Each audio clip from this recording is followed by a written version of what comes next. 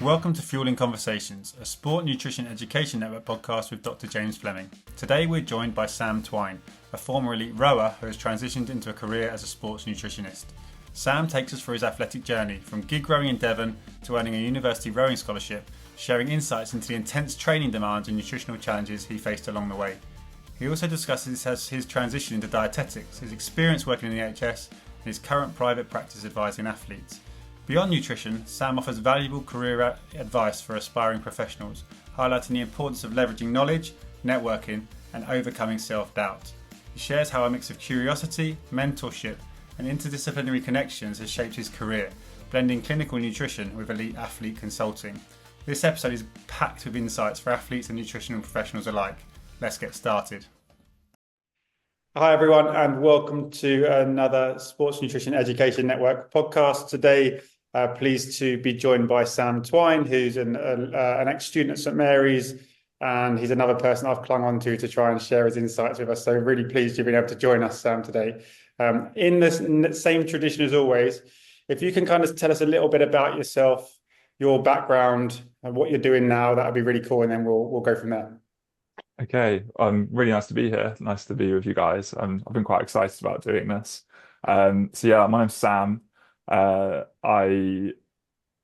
As James said, I studied for the PG Cert in sports nutrition this year at St Mary's, and I previously had a career as an elite rower. In a previous degree, I studied biochemistry at Reading University, and I got a scholarship there to row. And to be honest, I don't even say I had a degree in biochemistry. I say I got my degrey in rowing because I was rowing about 30 hours a week, which if you're doing 30 hours of training, like the recovery around that, ends up being it's your whole life really.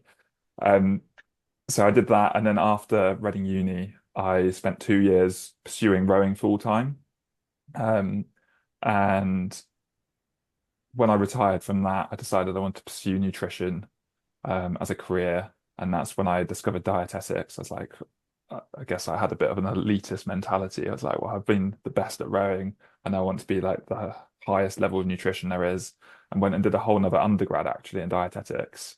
I'd tried to get on a master's course for dietetics and couldn't, and as it's a 2 years course, I thought rather than wasting another year to do a 2 year master's, I'll just get on an undergrad, and then did that. And then after working in the NHS for nearly 2 years, I decided actually I'm more interested in sports nutrition, which is how I ended up at St Mary's and where I met you guys. Amazing.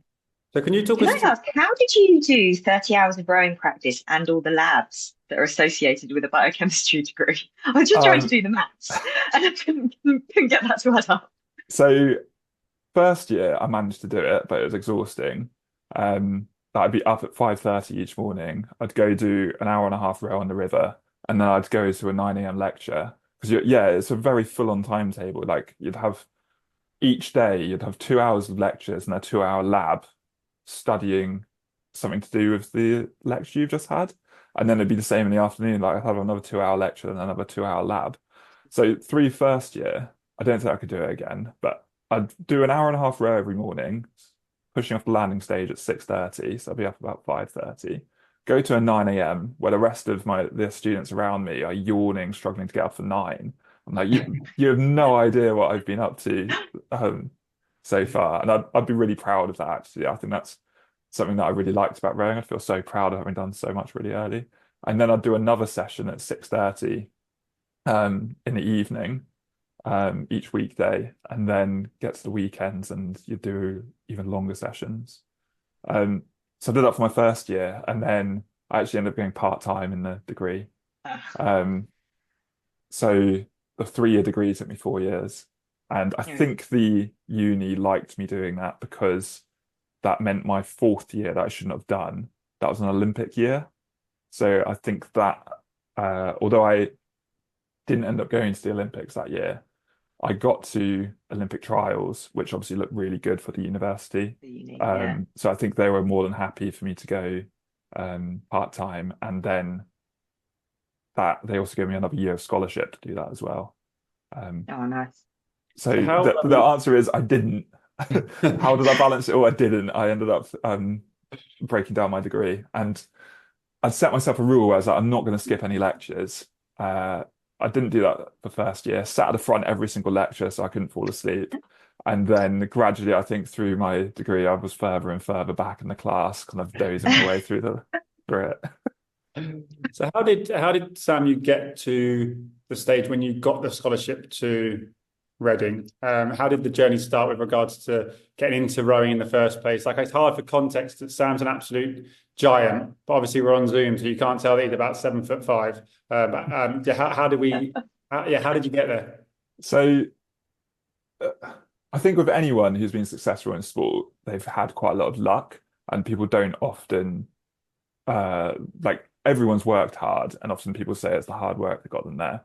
But looking back now, I'm like, I was quite lucky. So I grew up in a village in Devon, on the edge of Dartmoor, like in the middle of nowhere, um, and actually got into gig rowing. That's how I initially started it. So I mean, it's completely archaic technology. It's quite a big thing in Cornwall, but there's these huge wooden boats which probably weigh like 2 ton. They're massive. You can't capsize them, and it was a big thing in Cornwall. I don't know what years, but hundreds of years ago, where like when these wooden ships be coming into harbour, the captain of the ship wouldn't know where all the rocks and the reefs and stuff were.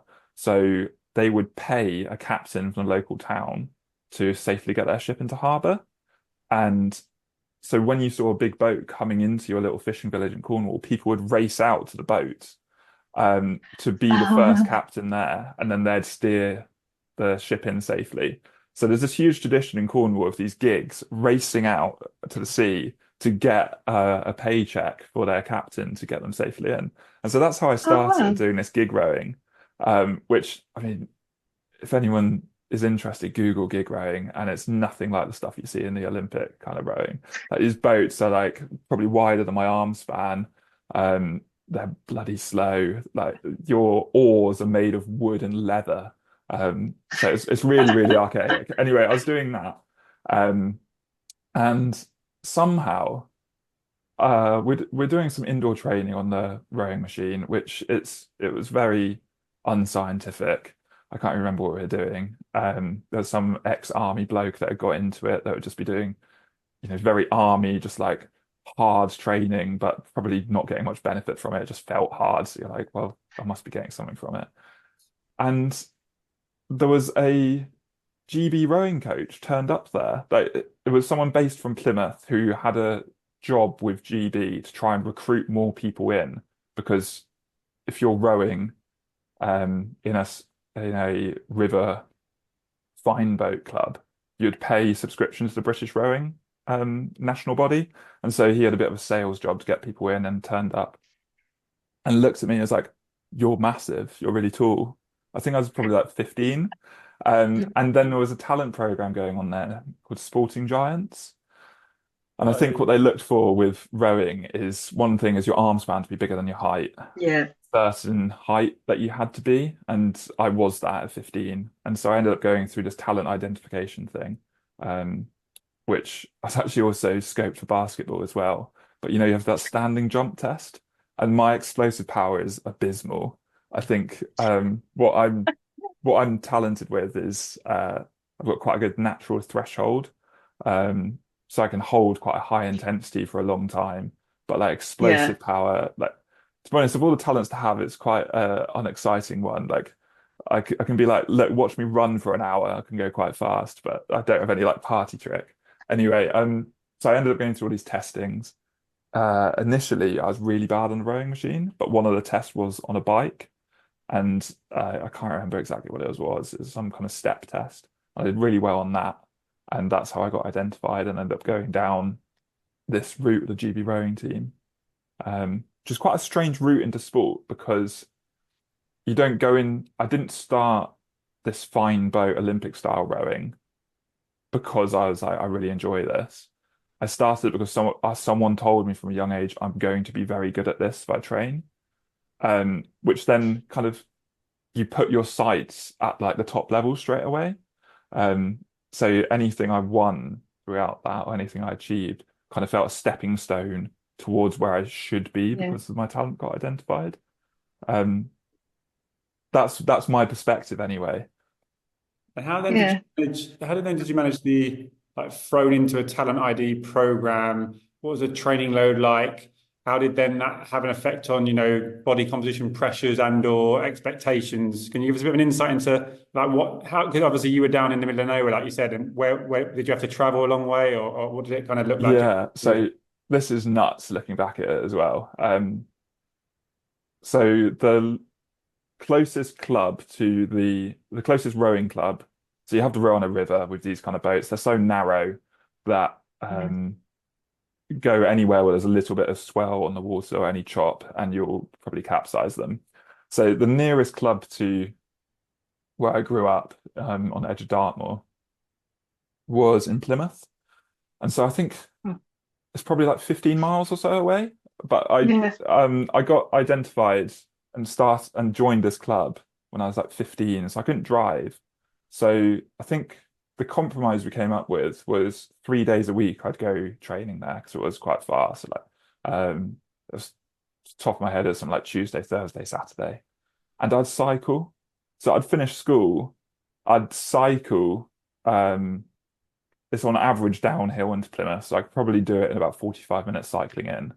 And then I'd do the full training session of anyone else. Sometimes I'd get picked up by my parents and taken home, or I'd cycle home again, which would probably take me like an hour 15 or so to go back the other way.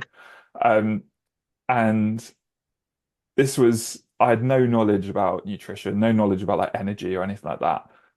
My coach would say, I don't know how much knowledge my coach had, but he would say it's different muscles. So I don't care that you've just been cycling for 45 minutes. You're doing the same training as anyone else. And I expect like these results from you. Which, to be honest, that obviously did hurt my results rowing in Plymouth because I'd also I knew nothing about like zone training or anything like that. It'd be really fun cycling on an average downhill, so I'd absolutely smash it cycling in and see how fast I could do it every time. So probably like a 45-minute threshold effort by the time I get to training each time. And then I wouldn't eat anything, and then go training and would have like slightly mediocre results. But I was doing a hell of a lot more training than anyone else, which probably did mean that when I went to uni and suddenly wasn't doing all that, I did suddenly see really good results. Yeah. Very cool. And in terms of like those results, so for people that don't know rowing, can you kind of talk us through what an expectation would be for someone to get into the scholarship program at Reading, for example? And then can you talk us through how then you managed your nutrition a little bit, or what Mhm. support you had nutritionally when you did get to university, and expectations were, you're now a scholar, so there's, you're Mm. representing us. Yeah, And then so linked to that, how did you find the scholarship program in the first place? um, so I guess I'll start with like how I picked university. Um, Basically, I looked at what unis were good at rowing. So I had really fallen in love with rowing at this point. I think when you start to see improvement, you kind of get a bit addicted to it, don't you? And I was seeing that I was putting in this effort in training, and I was seeing results, and I was like, yes, I can see I'm going to really go somewhere with this. Um, so I looked at universities which were compatible with the talent ID program I was doing, and the two that I ended up putting as my A and B choice after A levels were Reading and Oxford Brookes. Um, and the GB training centre, so like the senior squad, they do their training in Caversham, which is just a mile Mm. down the road from Reading. So I thought this would be a really, really good place to be. And historically, Reading had performed really well. Like they had a lot of people go into the GB rowing team. Something I didn't know when I was applying is all of them had left. So it was actually I was kind of in a bit of a lull of recruitment with Reading when I joined. Yeah. The squad wasn't as great as I thought it was going to be. So I turned up on my first day and I was already the strongest in the squad, which I was a little bit surprised by. I was expecting the level to be much higher. Um, in terms of what is good at that level, so to row for GB as an under 18, I'm not familiar with the latest selection criteria, but for me back then, I, everything is standardized over 2 kilometers on the indoor rowing machine. Yeah, Like currents on rivers and wind influence outdoor results too much. So yeah. everything's done on the indoor machine. And a good time for an under 18 would be 6:20 or faster. Um, I think in reality, anything sub 7 for a guy is very good, but for the elite level, 6:20, and I think I did 6:21 as a 17 or 18-year-old. And that's with all the extra cycling and stuff that I was doing. And then I was so you have to enter a CV when you apply for the scholarship, and like a rowing CV this is. And so I said the stuff that I'd won. I think I'd won the regional championships in my single. Um, so that's just me on my own in the boat. And then I also said that I'd done a 6:21 2K, and they were impressed enough with that to offer me a scholarship. Which I think it was quite a low level scholarship, but then it progressed while I was there, and they started to see more about me. How did so you mentioned obviously you were selected to begin with because someone said you're tall. Um, for those that maybe don't know about rowing, how did you fit? Because I know there can be weight classes in rowing, and then how, because you were still technically adolescent, how did anything change, or how did your body change, mass, strength, those sorts of things over the course of your time at uni, and then when you progressed to sort of GB stuff? Yeah, so I guess I was really fortunate with the scholarship program and getting involved with the GB stuff. We did have quite a lot of nutrition input. There's two, I think they're scrapping the weight categories now in rowing. As a side tangent, these weight categories were introduced to try and encourage nations that are on average height are smaller, like Asian nations, to get involved. But then it ended up just being the same European nations winning these events anyway. Um, and so I think they're being scrapped going forward. Um, and for a man, you had to be under 70 kilos. So like 69.9 was the heaviest you could be. And there's no chance. I'm 6'6". I don't know what my BMI would be to get there, but it wouldn't be healthy with it. There's no It wouldn't, chance yeah. I'd ever be down at that weight. So that was never entertained as a possibility for me. My When I started rowing at uni, my nutrition knowledge was still pretty basic. Like, and I found it hard with lab work for biochemistry as well, because you can't eat during the labs. Yeah. Um, and so my final lab of the day through first year would finish at 6, and I'd have a 6:30 session.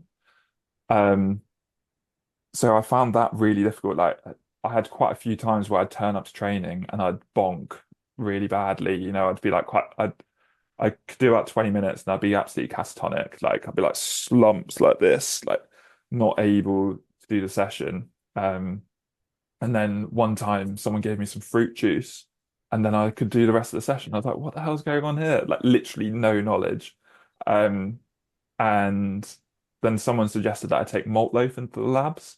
So in that final lab of the day, I'd be sneaking out to the toilet and I'd eat a whole malt loaf about 2 hours before training. Which I cannot eat malt loaf anymore. I'd be force feeding myself that, but it got me through first year.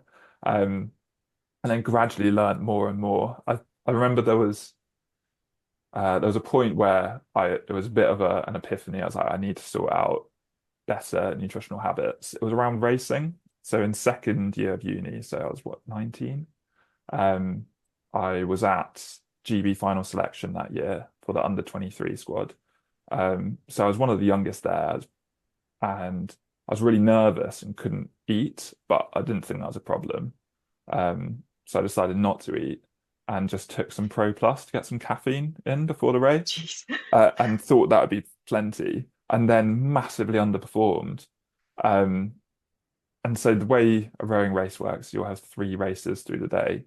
So you'll do one in your heat, and that'll seed you into a semi-final. And then if you do well in the semi, you'll get into the final.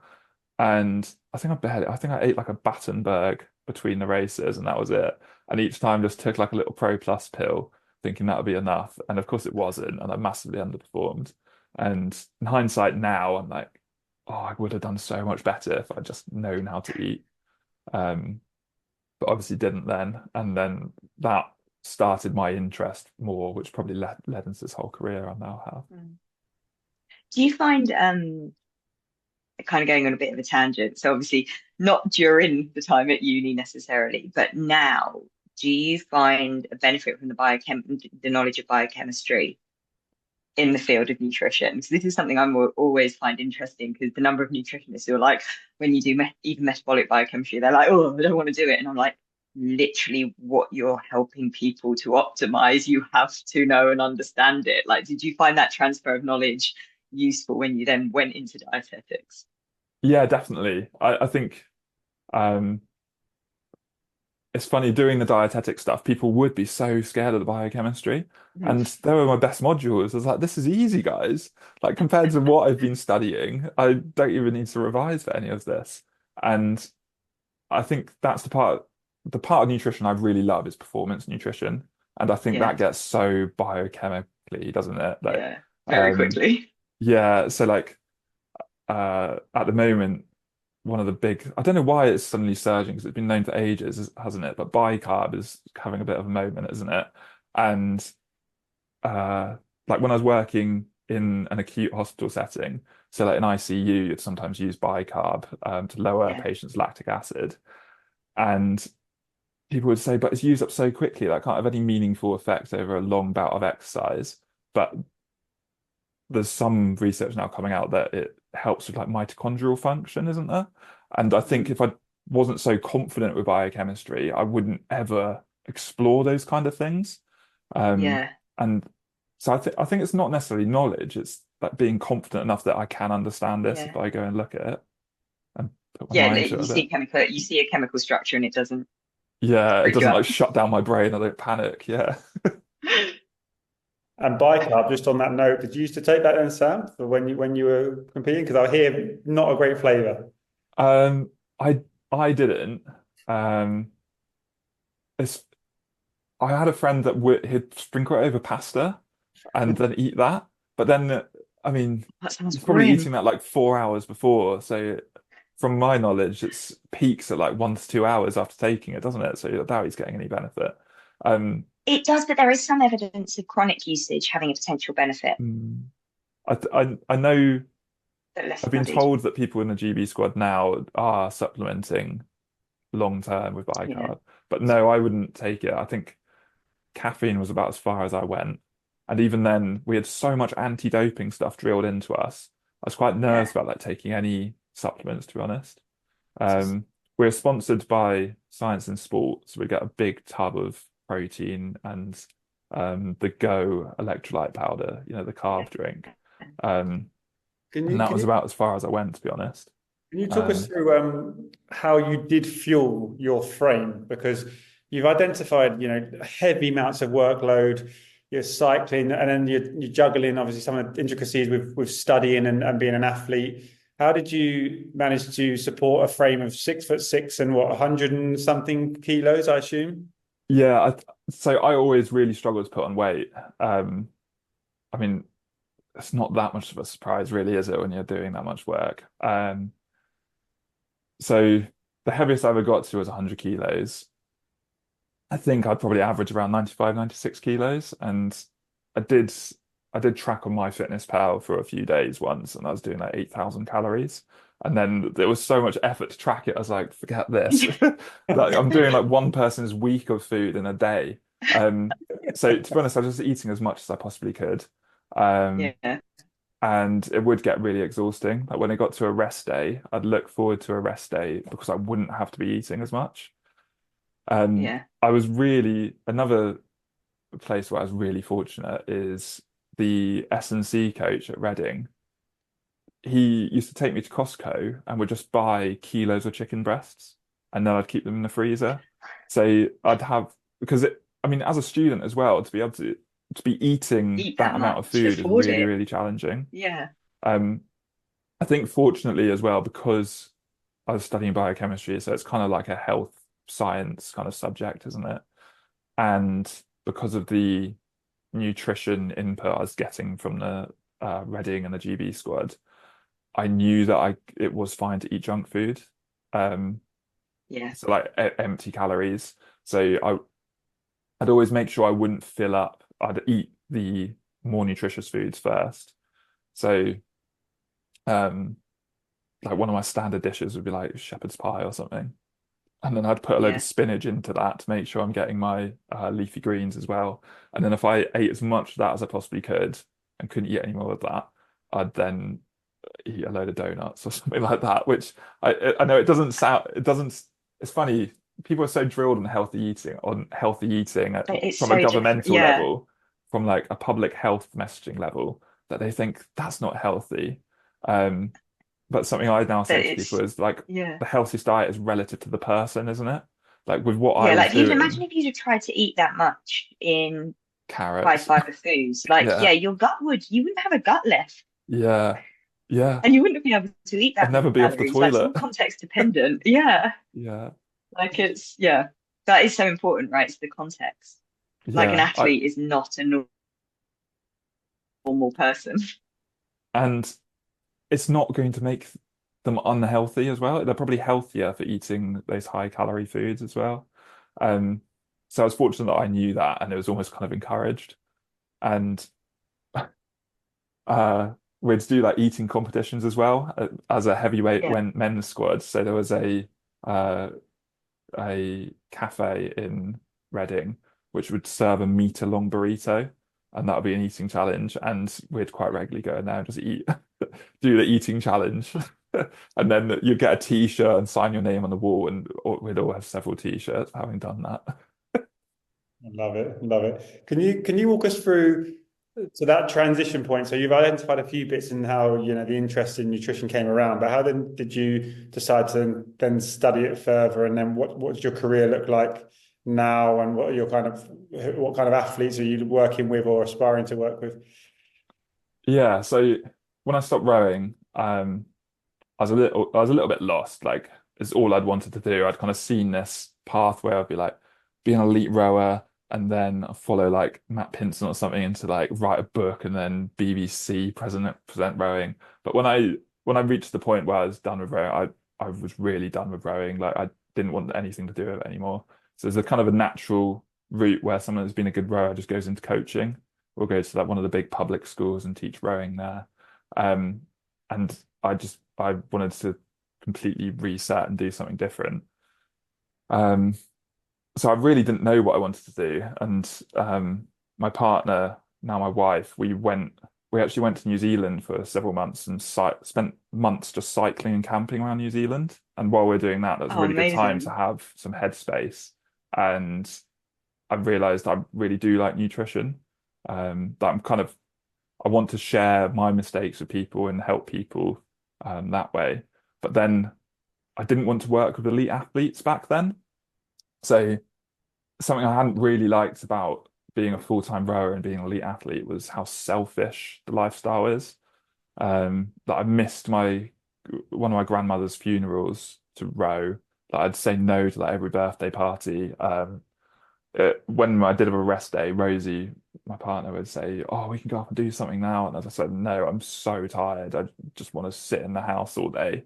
Um, and I also felt like a bit of a bum as well. I'm not really, it's not really a good mindset to have, and I'd probably change it if I was back there now. But I just felt I wasn't really contributing anything. I'm like, all I do each day is I go and slide up and down a river really slowly. I wanted to do something a bit more meaningful, and also didn't want to work with selfish athletes. I think if I had all the nutrition help I had when I was an athlete, I believed I was going to be really good anyway, and it wasn't. My success had nothing to do with the nutrition advice I was given. That's what I believed back then anyway. So I didn't want to work with that population of people, which is why I went into dietetics. And when we were cycling around New Zealand, I was like, yeah, I think I want to do nutrition, but I don't want to work with athletes, so I'm going to go into healthcare. And I think dietetics is the one for me. Which is when I went and got on a course and started to train to do that. Regarding what I do now, so I did my time in the NHS. I worked in the hospital and I worked in community. Um, and then I actually came full circle where I was kind of got tired of what I realized in the NHS. Quite often you're seeing the worst of everyone. You're seeing all the Yeah. unwellest people in the world in the UK. and quite often they wanted their life to be different, but lacked the capability to actually commit to doing any changes. And I got quite tired of that. So I know how you'd be healthier. I know how what you need to do. You just can't do it. Which is why I ended up coming back towards elite sport, where I'm like, if I tell one of these people to do this, they're so motivated. In fact, you kind of need to hold them back sometimes, don't you? Be like, no, stop Yeah. losing weight, or like stop binge eating the junk food or whatever. So I've quite enjoyed that. Trouble is, it's a really hard place to make your living, isn't it? So I've kind of got a bit of a balance now where I'm not in the NHS anymore, but I'm still working in medical nutrition for a big company that makes like tube feeds and um, formula feeds for really sick babies. And then we sell that into hospitals. So I work in a company doing that, which then has kind of given me the freedom to be able to do my own work a little bit more. So I run a private practice on the side. So I've got a website where I work with people doing various sporting events. So I've had some really interesting people come through. Like one project I had was there's a team rowing across the Atlantic in December. So they wanted help. I Yeah. think that's going to be 60 days. So they wanted some help to plan for that. Amazing. I've had quite a few. So I run now. That's my like hobby and sport that I do in my personal life. So I've had quite a few runners come through that. So I quite enjoy helping like their performance nutrition. And I'm quite fussy about because I'm kind of doing it as a hobby on the side. I'm quite fussy about who I see. So Yeah. if someone isn't if I'm like I'm not actually very excited about working with you, or if I That's think fair, right? or if I think you're coming to me, you know what you need to do, you're just not motivated to do it, and you want me to try and pick you up and motivate you to do it. That's not what I enjoy. So actually something really good from doing the sports nutrition course with James, um, is I've met a load of people that are doing that and then do enjoy that. So I've got a little circle of people who I did the course with who I'll refer on to them and they'll do the same if someone Yeah. wants more like performance-based nutrition. Um, And and how did you go about it, Sam, in terms of navigating the space of going, I'm going to go into this now? The website. Are you busy on your socials? Did you tap into your networks? Were you conscious not just to go running straight towards rowing, or yeah, what kind of approach did you have that might help those listening and thinking about doing this themselves? yeah, so I guess there's a little bit of a sense of desperation that like motivated me to do that. Whereas like I'm really done with working in the NHS. What am I going to do? And this kind of felt the path of least resistance for a little while to go down this. Like throughout my time in the NHS, people were already asking me for advice. Like quite often, like patients would come into clinics and they'd be referred for something else, but then they'd be asking about sports nutrition anyway, and then I'd be like, oh yeah, I'll tell you about all of this.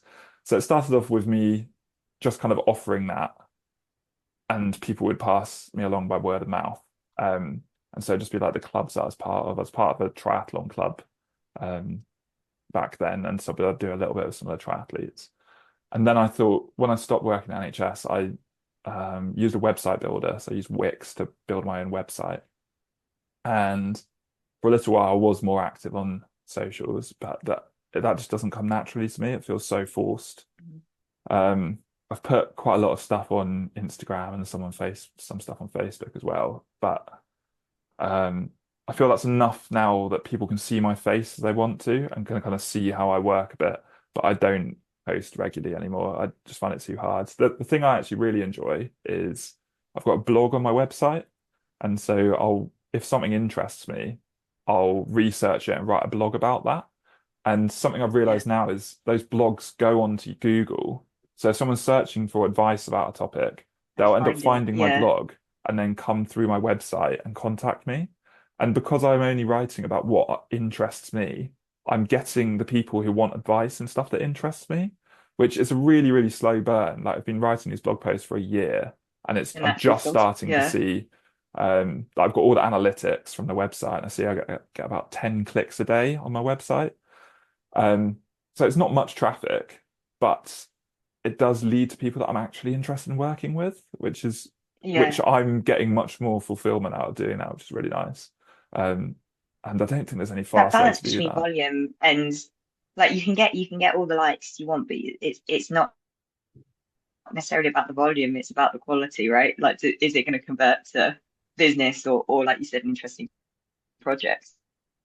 Yeah, and I think, say, anything to do with like weight loss or Because fat even if loss. all those 10 people Um, a day click, like, asked you to work with them, you probably couldn't. yeah, Yeah, exactly. I think something I noticed on Instagram, maybe it's just my algorithm, the way the stuff I'm being shown, but there's a lot of stuff about weight loss and fat loss. And that, I guess that applies to the most people, doesn't it? Like, what, 25% of the UK is obese, so it's quite a big yeah, population to be looking for that kind of advice. Um, so I'd kind of started going down that, writing about that and talking about that. But then that was leading to people that wanted that advice from me, and I just didn't enjoy doing that. Whereas now, like, I've written a blog on bicarb, I've written a blog on like how to fuel an Ironman event, like, and one of the things I've got into recently is high rocks. I don't know if you've come across that, which is like weightlifting and running combined. So those are actually my top blogs on my website. Um, and yeah, through those blogs, I actually got hired by a supplements company to write blogs for them as well. Um, and so it's kind of follow like I can't live off the money I'm making from it, but it's leading to stuff that I enjoy, and I think that's really yeah, beneficial. That's really good. I think it's really nice advice as well, though, like to do things you enjoy if you've got the financial security to do so, that then does feed into the narrative of what you want to do, which can only be positive, right? Rather than doing things that you're not really in, that will only lead you so far, and it'll probably lead to burnout, dropout, all that sort of stuff. So that's really, really, really good.